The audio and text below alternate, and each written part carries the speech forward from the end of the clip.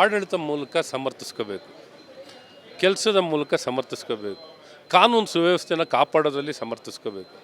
ಇಲ್ಲಿ ವಿಫಲತೆಗೆ ತಮ್ಮ ನ್ಯೂನತೆಗಳನ್ನು ಸಮರ್ಥಿಸ್ಕೊಳ್ಳುವಂಥ ವಿಶೇಷ ಮುಖ್ಯಮಂತ್ರಿಗಳು, ವಿಶೇಷ ಸರ್ಕಾರ ಅಂದರೆ ಇಂದಿನ ಕಾಂಗ್ರೆಸ್ ಸರ್ಕಾರ. ನಿಜಕ್ಕೂ ಆಶ್ಚರ್ಯ ಆಗುತ್ತೆ.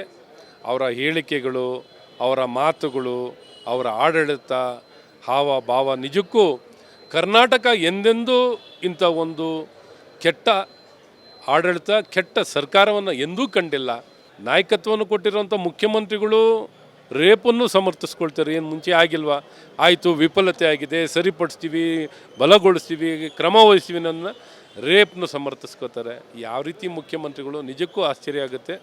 ಇವ್ರಿಗೇನು ಪ್ರತಿಯೊಂದಕ್ಕೂ ಬಂಡತನ, ಸೂಕ್ಷ್ಮತೆಯನ್ನು ಕಳ್ಕೊಂಡು ಎಲ್ಲವನ್ನೂ ಕೆಟ್ಟತನವನ್ನು ಸಮರ್ಥಿಸ್ಕೊಳ್ಳುವಂಥ ವಿಶೇಷ ಮುಖ್ಯಮಂತ್ರಿನೇ ಇಂದಿನ ಸಿದ್ದರಾಮಯ್ಯನವರು.